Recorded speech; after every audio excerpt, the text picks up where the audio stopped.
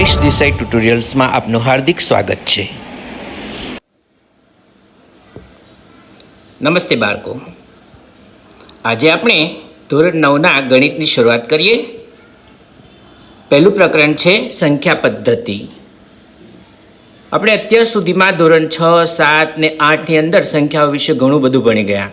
તેમાં આપણે પ્રાકૃતિક સંખ્યાઓ વિશે ભણી ગયા.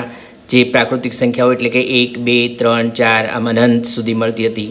પછી પૂર્ણ સંખ્યાઓ વિશે પણ આપણે જાણી ગયા છીએ કે જેની અંદર 0, 1, 2, 3 આમ અનંત સુધી મળ્યા કરે. પછી પૂર્ણાંક સંખ્યાઓ જેની અંદર આપણે ઋણ પૂર્ણાંક, ધન પૂર્ણાંક અને શૂન્ય એ પણ અનંત જ છે. ત્યાર પછી આપણે ધોરણ 8માં સમય સંખ્યાઓ વિશે પણ ભણી ગયા. એટલે કે P છેદમાં Q પ્રકારની સંખ્યાઓ કે જેમાં P ઇન્ટીજર્સ હોય અને Q is not equal to 0. એટલે કે P એ ઝેડનો સભ્ય હોય એટલે કે પૂર્ણાંક હોય અને Q 0 ન હોય એ ટાઈપની સંખ્યાઓ. એટલે કે 3/2, 5/4, -6/7, -1/8 આ બધી અનંત સુધી મળ્યા કરે તે સમય સંખ્યાઓ. અને ત્યાર પછી હવે આપણે ભણી રહ્યા છીએ અસમય સંખ્યાઓ પણ. એટલે કે એવી સંખ્યા કે જે સમય ન હોય.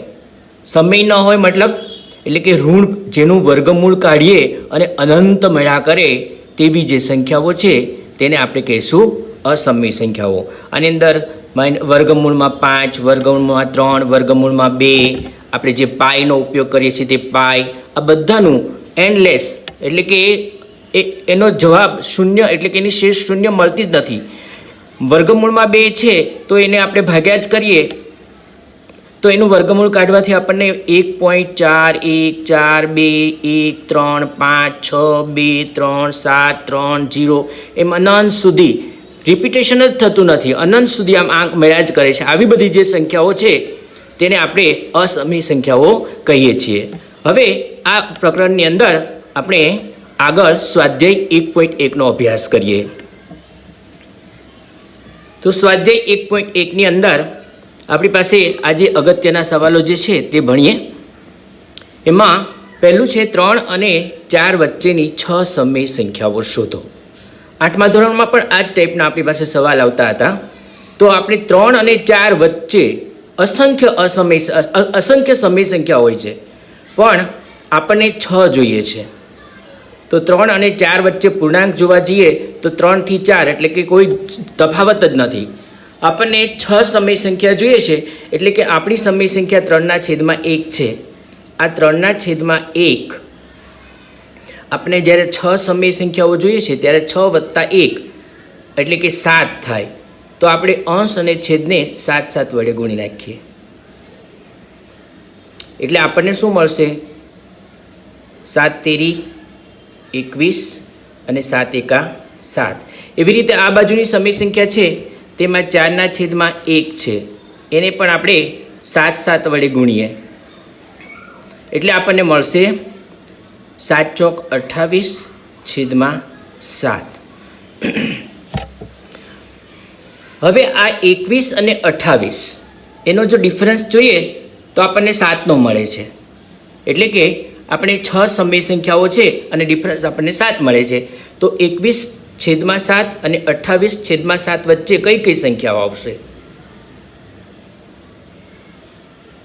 તો 22/7, 23/7, 24/7, 25/7, 26/7 અને 27/7. આ બધી સંખ્યાઓ એટલે કે 22/7, 23/7 થી 27/7 એ 3 અને 4 વચ્ચે આવેલી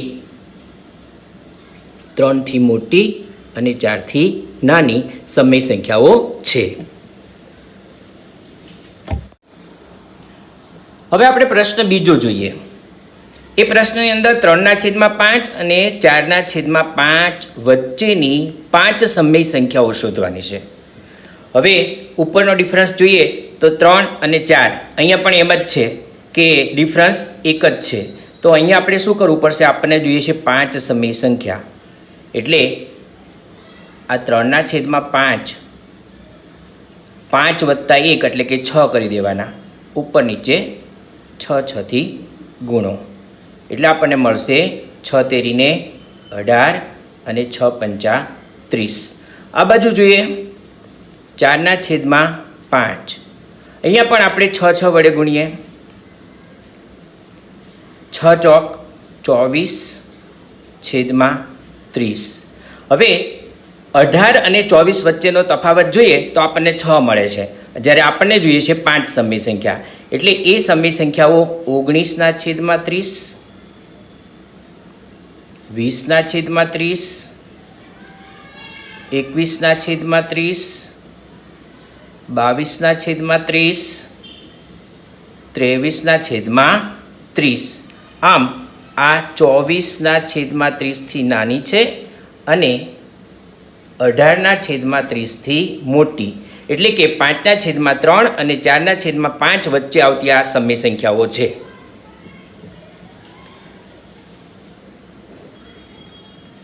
ત્યાર પછી પ્રશ્ન 3 જોઈએ. આ પ્રશ્ન 3 એ આપણને કહેવામાં આવ્યું છે કે નીચેના વિધાનો સત્ય છે કે અસત્ય તે કારણ સહિત બતાવો. દરેક પ્રાકૃતિક સંખ્યા એ પૂર્ણ સંખ્યા છે. હવે પ્રાકૃતિક સંખ્યાની અંદર કોનો સમાવેશ થાય? તો કે 1, 2, 3 અને અનંત સુધી. જ્યારે પૂર્ણ સંખ્યાની અંદર કોનો સમાવેશ થાય? પૂર્ણ સંખ્યામાં 0, 1, 2, 3 અને અનંત. આમ પ્રાકૃતિક સંખ્યા બધી જ પૂર્ણ સંખ્યામાં સમાવેશ થઈ જાય છે, એટલે આપેલું વિધાન સાચું છે. પછી છે કે દરેક પૂર્ણાંક એ પૂર્ણ સંખ્યા છે. તો પૂર્ણાંકમાં કોનો સમાવેશ થાય? પૂર્ણાંકની અંદર તો કે ઋણ પૂર્ણાંક, 0, ધન પૂર્ણાંક, આમ અનંત સુધી. અને પૂર્ણ સંખ્યાની અંદર તો કે પૂર્ણ સંખ્યાની અંદર 0 થી અનંત સુધી ધન સંખ્યાઓ. આમ દરેક પૂર્ણાંક એટલે કે પૂર્ણાંકની અંદર આ જે -3 છે, -2 છે, -1 છે, એ પૂર્ણ સંખ્યાની અંદર સમાવેશ પામતા નથી, માટે આ વિધાન ખોટું છે.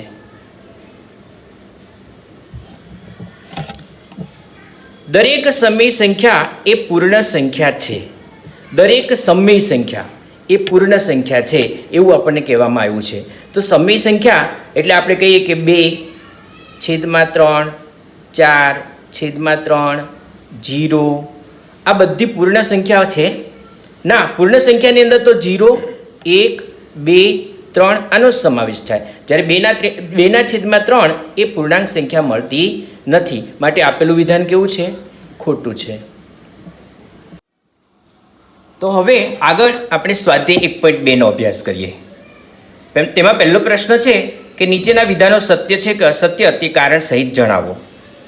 એમાં પહેલું છે વિધાન, દરેક અસમય સંખ્યા એ વાસ્તવિક સંખ્યા છે.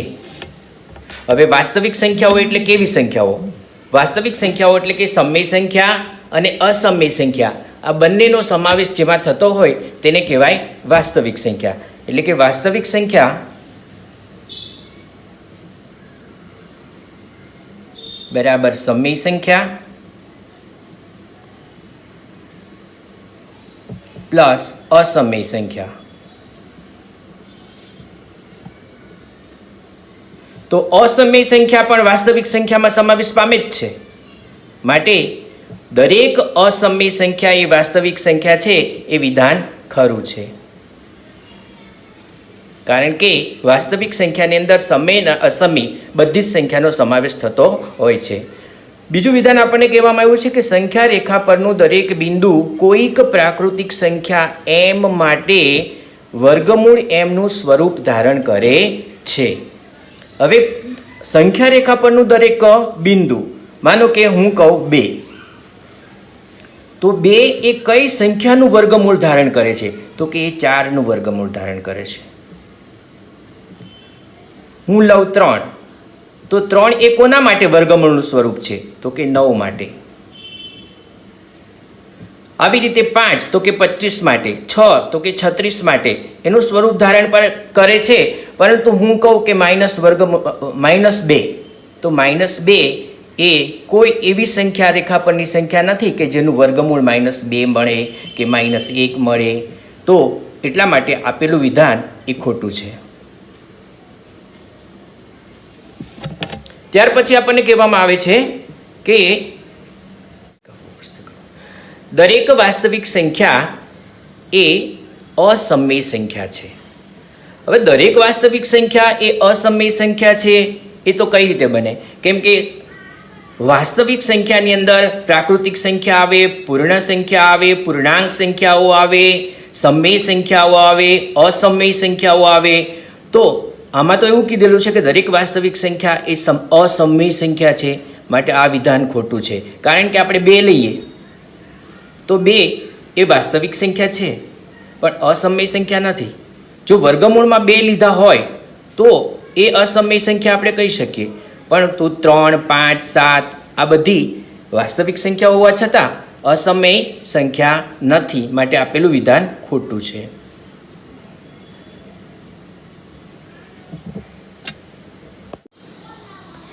હવે આપણે પ્રશ્ન 3 પર જઈએ.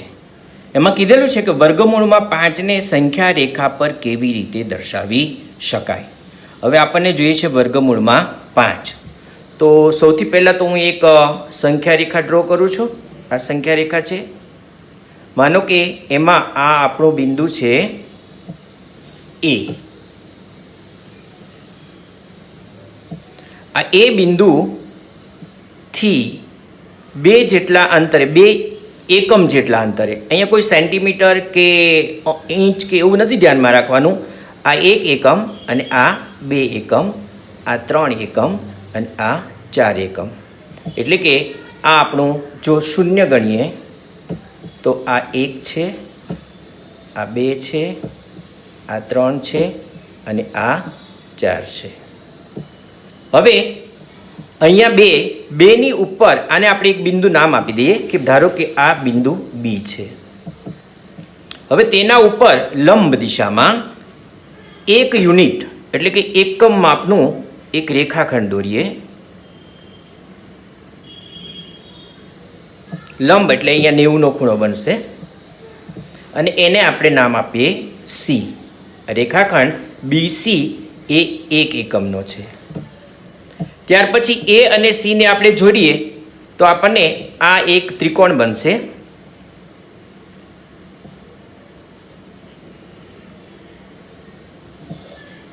આ AC એનો કર્ણ બનશે. આમ કાટકોણ ત્રિકોણ આપણને A, B અને C મળે છે.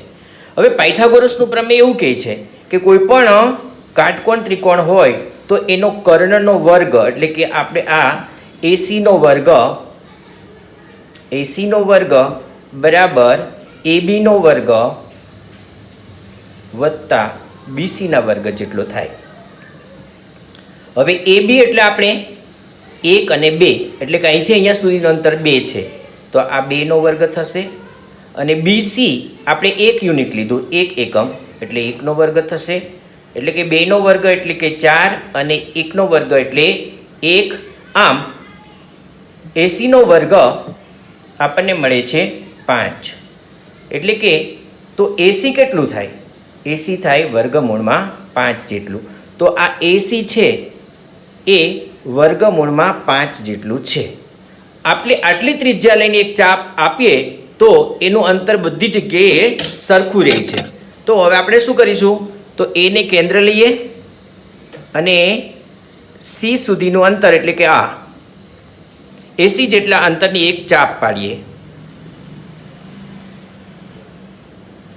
જે આપેલી રેખાને એક બિંદુમાં છેદે છે.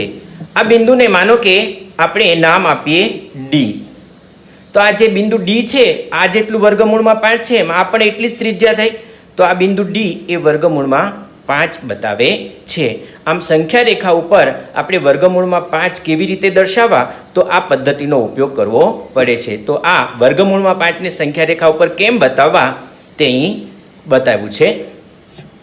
હવે પછી સ્વાધ્યાય 1.3 અને 1.4 એ હવે પછીના એપિસોડમાં હું આપવાનો છું. તો એના માટે આગળના એપિસોડ જોવાનું ચૂકશો નહીં. અને જો તમે પહેલી વખત જ જોતા હો તો આ ચેનલને સબસ્ક્રાઈબ જરૂર કરશો કે જેથી હું જે કંઈ વિડીયો અહીંથી મૂકું એ પહેલાં તમારી પાસે પહોંચી જાય. આભાર.